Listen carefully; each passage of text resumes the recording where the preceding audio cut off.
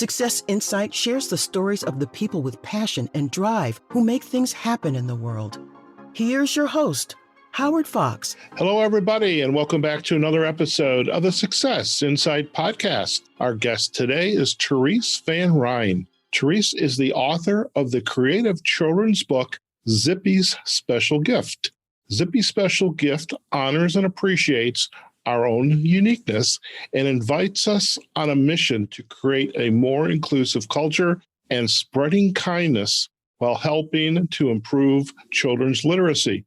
Now, Therese is the head of global public relations, thought leadership, and advocacy for Zebra Technologies. And I am so happy to have Therese on the show. This is our first children's book for 2021. So, Therese, thank you so much for joining us today. Thank you so much for having me, Howard. I'm really looking forward to our conversation.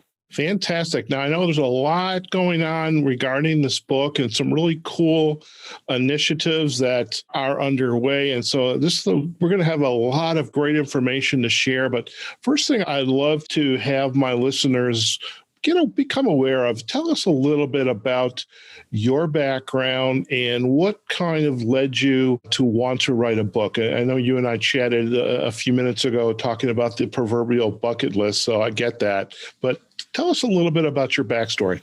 Sure. Well, I grew up always loving to write and always looked for opportunities to do creative writing.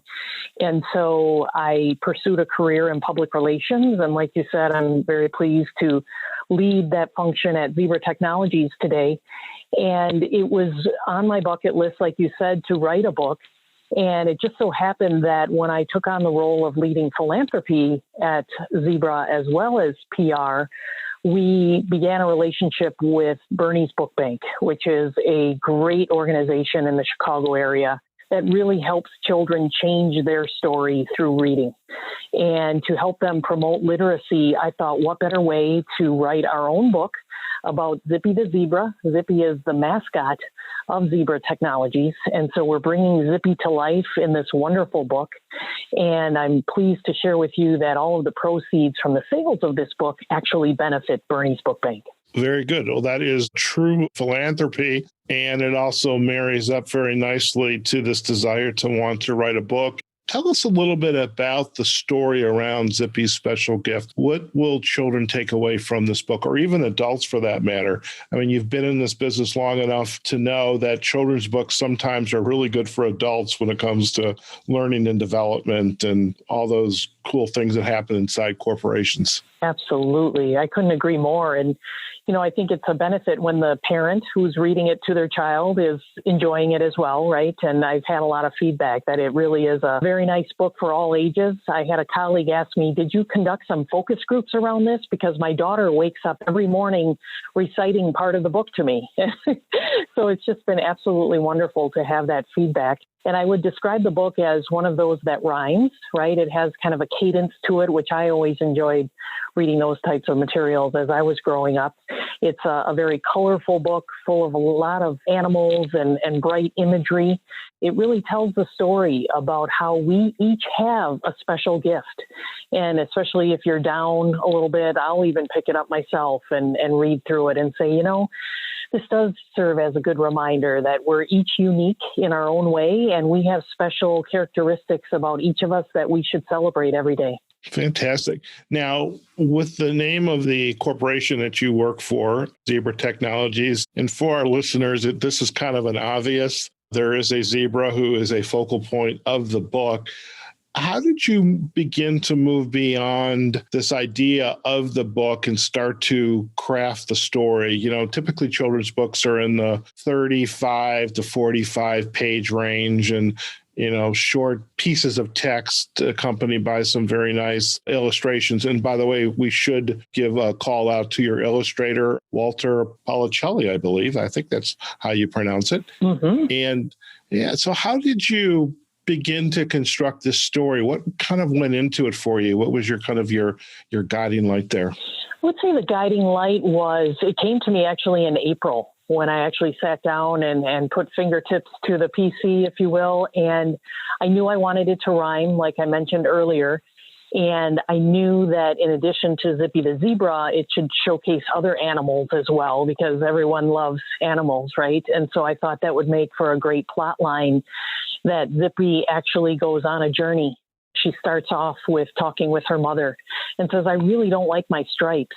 And so I followed the character through her journey as she runs into animals and realizes what each of their special gifts were. And in the end, I think it's a very touching realization that Zippy has about how her stripes are actually a special gift to her. And it's interesting, Howard, just this morning, I received an email from a colleague who sent me a picture of her young daughter reading the book. And she said, what a wonderful gift you've given us. After reading the book last night with my daughter, she and I talked about what her special gifts are. And we had a great discussion around that. And what a blessing that is as a children's book author. You don't think of that as an outcome to the production of a book, but to hear children and their parents talking about the special gifts that they have and realizing that together, that's been a very nice outcome of this book. Very good. And can you perhaps share just a couple? We don't want to give the entire gift away here, but speaking of Zippy's special gift, but what are some of the uniquenesses that the characters in the book have that you can share with us? Sure. If I may, I'll read a quick excerpt for you. Zippy runs into Owl, one of her friends, and the book goes, when Zippy asked Owl about his gift, he replied, I can hoot. I don't always like the sound I make, but it's better than toot toot. And that's actually the phrase that one of the young girls that read the book with her father wakes up every morning and says, Dad, Owl doesn't say toot toot. So it's nice to know that she has that memory and hopefully reads it very often. Very good. Now, with the book, it is scheduled to be officially published in March of this year. You're in the technology field, even though you are in public relations and the thought leadership, advocacy. We know we beta test stuff, as an old technology guy. Sure. How did you beta test this book? Who did you go to? Did you to kind of say, what do you think of this story? What do you like? What would you like to change? How did you go about doing that? Yeah, that's a great question too, Howard. I would say my initial focus group was my family.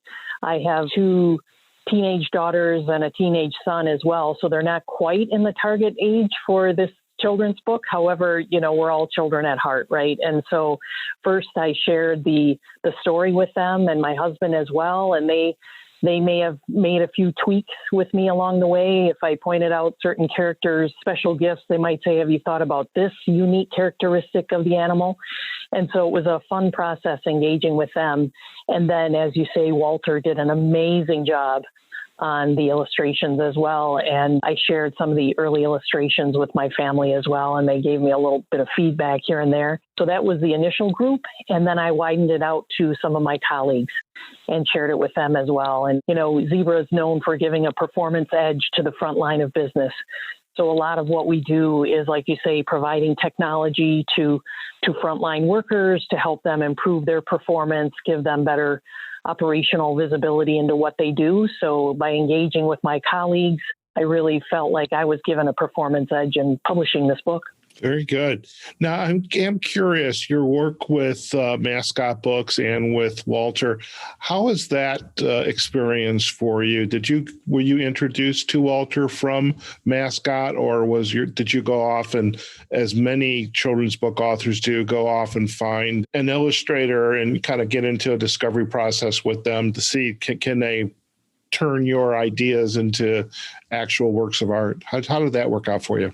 Yeah, it's been a very wonderful learning experience, I must say. It was actually Bernie's Book Bank that introduced me to Mascot Books, and then meeting the individual at Mascot who kind of walked me through the process. She had given me a number of different illustrators to select from. So I had that group, plus I had a couple of those that I was introduced to through various colleagues and things. And I knew when I saw the sample that would fit with the storyline, I would know it right on the spot. And that was the case with Walter's work. I just felt like he had the flair, he had the design, and just the vision that matched very well with these animal characters. And so it was fun to see it come to life through his eyes. Fantastic. Now, let's shift a little bit to the book, Zippy's Special Gift, and how your company, Zebra Technologies, began to kind of advocate for it, because has a prominent place on your website. There's a whole blog that you wrote about it. And I should say, in the past, I have worked with another children's book author who it was supported by a nonprofit community and also a marketing agency. And it dealt with, it's been a while, so my memory might be slipping a little bit. I believe it dealt with, the cancer in young kids. And actually, I take that back. It was suicide prevention. And so I'm curious how, this work with the book and how the organization, Zebra Technologies, then began to kind of collaborate together, perhaps with Bernie's books, to turn this from just a simple bucket list to, there's a vision and a process or a path that we'd like to see this book take. So you have some very specific goals, honor and appreciate our own uniqueness, and a mission to create an inclusive culture, spreading kindness. Those are very important missions. So I'm curious how this has all come together to basically put that mission into practice. Sure. So I would say on the philanthropic side, Zebra has really done a nice job of embedding philanthropy into our culture. We have employees around the world who are giving back every day. A lot of them take paid time off to volunteer. In fact, in many countries, we give employees 4 days to go ahead and volunteer in their local communities.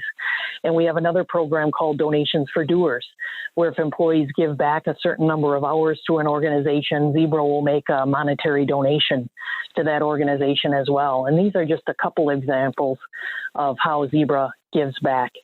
And so as part of that philanthropic approach, we have 3 key pillars, which are STEM, science, technology, engineering, and math, education, and healthcare. Healthcare being one of the fastest growing vertical markets that we serve. We also serve retail, manufacturing, and transportation logistics, as well as public sector.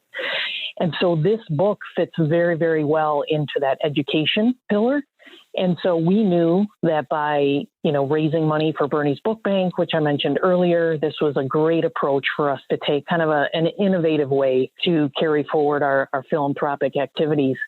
And when you mention inclusion and diversity, this is another key component of Zebra Technologies culture. So the theme that is woven throughout this book about the sense of belonging that Zippy has in realizing the special gifts of her friends, the animals, it's just a nice reflection of Zebra's culture of being inclusive and diverse as well. Okay. And now that the book is very close to its official release, where do you see yourself further engaging out into the community? We're still, with COVID-19, still tied back to virtual meetings like you and I are recording this podcast today. Many authors go off on speaking tours or readings from bookstores, et cetera. How do you see your role now that the book is going to be published, continuing to kind of spread the love of, Zippy's Special Gift?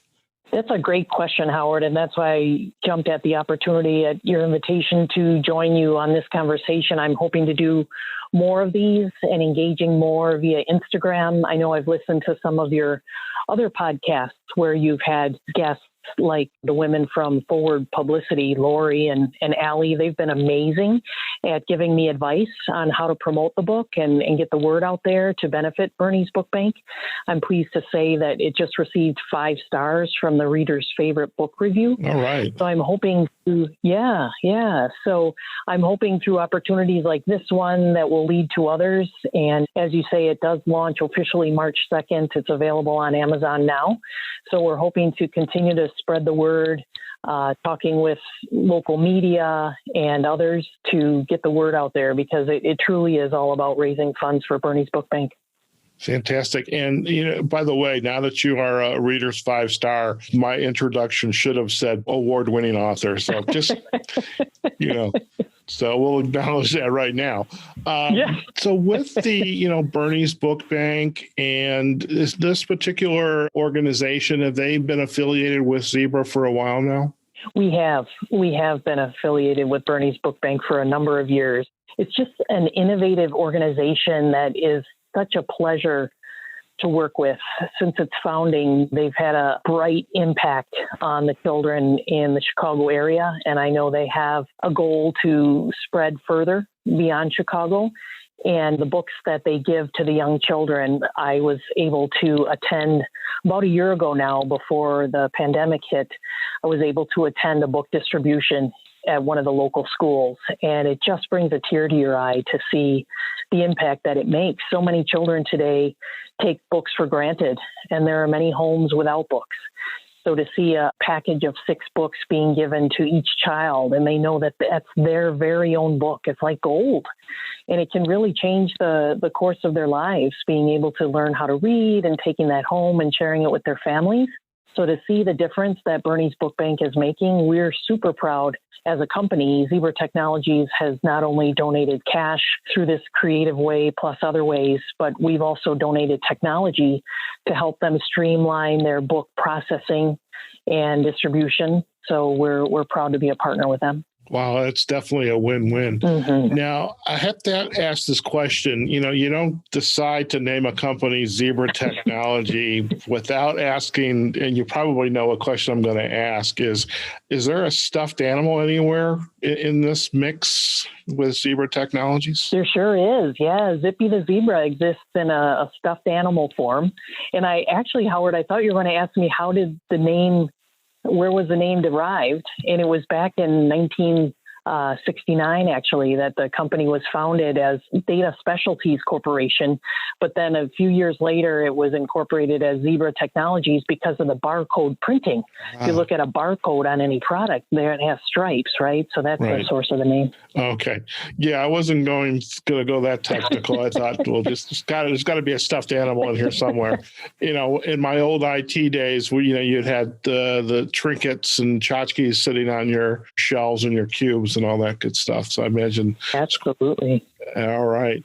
So what is next for you? You've checked this off the bucket list. Has your book writing gene kind of evolved a bit that I think maybe there's another gift, book? And what do you think? It's another great question, Howard, and I have been asked if there is another book in store. In fact, I had one colleague who told me my grandson has asked if you have other books because he wants all of them. So we'll see. We'll see what the future has in store, but it certainly has been fun launching this one and learning about the process. I have so much respect for authors because I now know all of the different phases that a book goes through to be published. And, just to even start this process in April and have it published here a year later in the midst of a pandemic, it's just been a bright spot in my life. And like I said, to be able to involve my family and to have such a wonderful feedback coming in from friends and colleagues and those who are already able to read the book, it's just been a true pleasure. Fantastic.